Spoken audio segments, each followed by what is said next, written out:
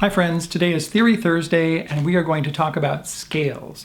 They are the building blocks of music, of songs, of songwriting. Let's get to it.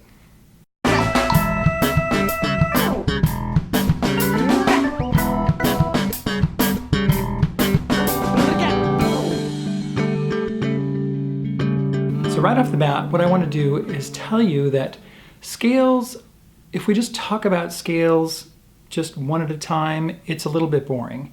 It can be boring because there's a lot of details in it, but just like the study of the alphabet or anything else, it's very essential. So let's start with the C major scale. Do, re, mi, fa, sol, la, ti, do, which is solfege.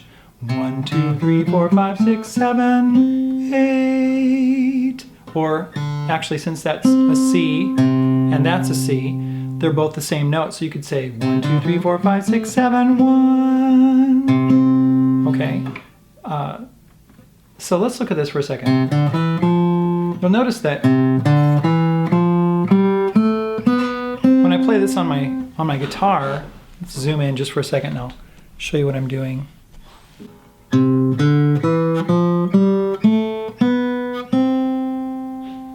When I start on the C note, 1, 2, 3, 4, you'll notice that these two notes are right next to each other. 5, 6, 7, 8, and these two notes are next to each other. Now if I go up this way, 1, 2, 3, you'll notice that those first three notes, I'm skipping a fret, and then I'm skipping another fret.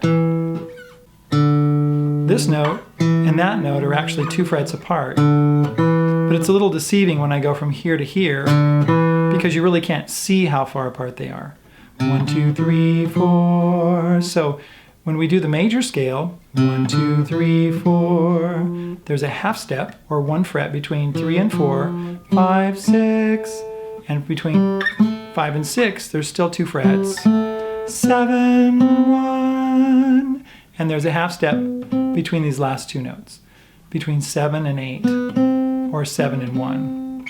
1, 2, 3, 4, 5, 6, 7, 8. Now that's the way it is for every major scale. 1, 2, 3, 4, between 3 and 4 is 1 fret, 5, 6, 7, 8, and between 7 and 8 is 1 fret. And that's the way every major scale is. Now, and it doesn't matter what note we start on. If we start on the next note, C sharp, or D, or E flat, or E, okay, it doesn't matter where we play that.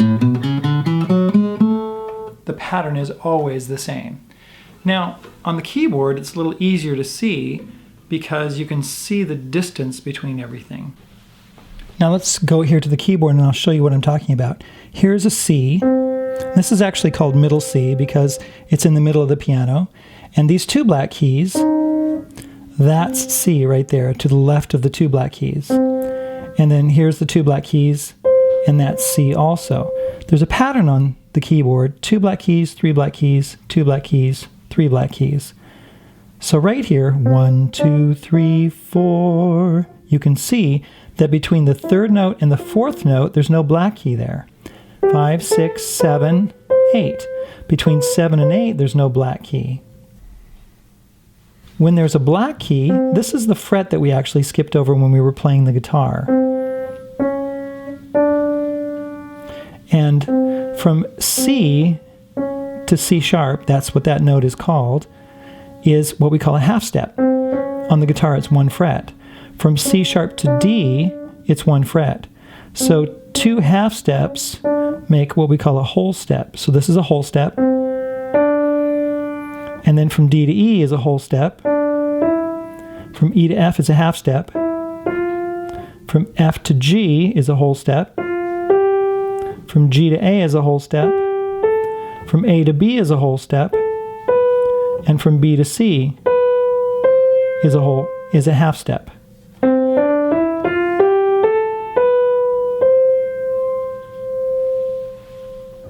Now I'm not going to bother to go through every single key and show you all the scale notes to all the different keys. There are 12 different keys, 7 natural keys, C, D, E, F, G, A, B, and then we're back to C. Those are 7 different natural notes.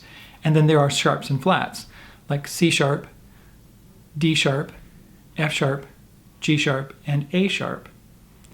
Now those black keys that we were showing you a little earlier, those are the sharps and flats. Every black key has 2 different names, depending on your perspective, depending on if you're looking at it from it's the note below D or if it's the note above C. So it could be called a C sharp or a D flat.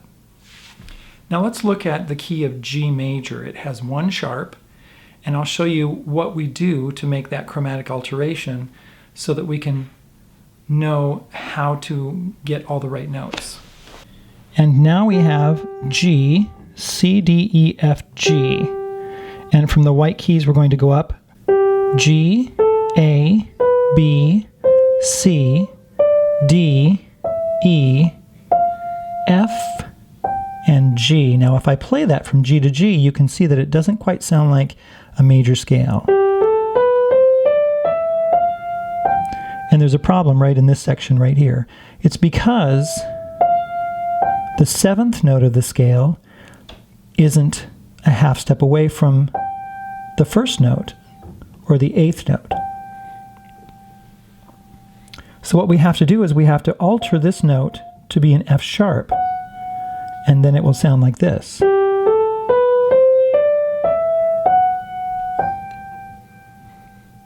See that?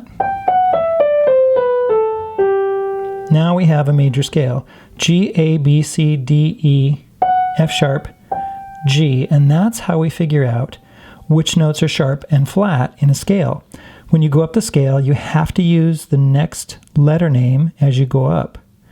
G, A, B, C, D, E, F sharp, G. You can't call this one a G flat. D, E, G flat, G. You can't have 2 notes that are the same, that have the same letter name. Now let's look at the modes.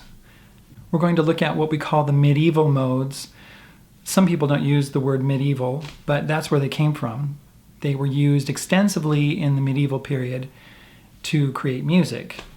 But jazz musicians use the modes all the time: the Dorian mode, the Lydian mode, the Phrygian mode, the Mixolydian mode. And so let's explain that really quickly for you. To me, the modes are very simple, and they are just variations of either a major scale or a minor scale. So here is C major. We can also call that the Aeolian mode, but we don't usually call it that. We usually call it major, a major scale. Now, when we go from D to D, and we play the white notes on the piano, we actually get what we call the Dorian mode. And the Dorian mode has a half step between 2 and 3, 4, 5, 6, 7, and 6 and 7. And then we have the last note of the scale, the D. So there's the Dorian mode. The Phrygian mode is from E to E. And we have half steps between the first note and the second note. 3, 4, 5, 6. 5 and 6 is a half step. 7, 8. Let's look at the F to F. This is the Lydian mode, and the half steps are between 4 and 5 and 7 and 8. So it sounds like major up here, but it doesn't sound like major down here. The Mixolydian mode is from G to G, and it is almost like the G major scale that we just looked at, except it has an F natural in it instead of an F sharp. So I think of it as being a major scale with a lowered 7. Half steps are between 3 and 4, 6 and 7. And then we have what we call the Aeolian mode, from A to A, which is actually a natural minor scale. And we will talk about minor scales later because there are 3 different kinds of minor scales and they're a little more detailed. Before we leave this subject, let's talk a little bit about key signature, okay? Because every key has what we call a key signature. So C major has no sharps and flats. G major, which starts here, has 1 sharp. D major has 2 sharps. A major has 3 sharps. E major has 4 sharps. B major has 5 sharps. F sharp major has 6 sharps. And C sharp major has 7 sharps. Now let's look at the flat keys. F, okay, has 1 flat. B flat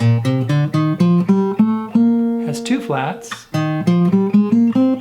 E flat has 3 flats. A flat has 4 flats. D flat has 5 flats.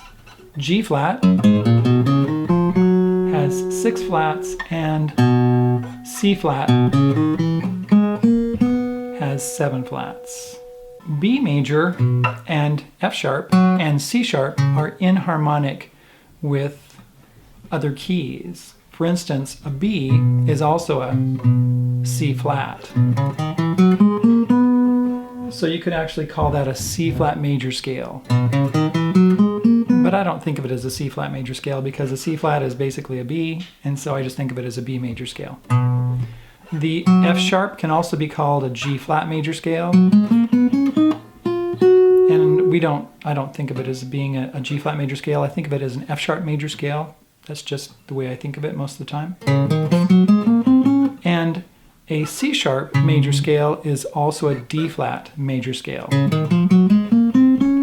And D flat has 5 flats, and I like to think of D flat, that scale, as a D flat major scale instead of a C sharp major scale because it has 5 flats instead of 7 sharps.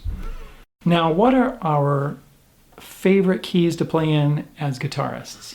Well, it's C and G, D, A, and E, and F. I would say those are probably our favorites. Those are my favorites because those are the most simple. We'll talk about something called primary chords later, and those are the 3 main chords in any key, and they correspond really well with open position chords on the guitar. So that's why those are our favorite keys to play in. In the description, I'm going to attach a sheet for you to look at, and it has all the keys with all the notes.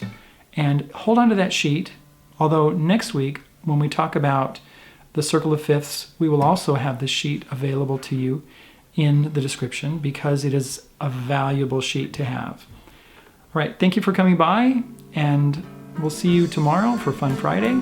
Take care.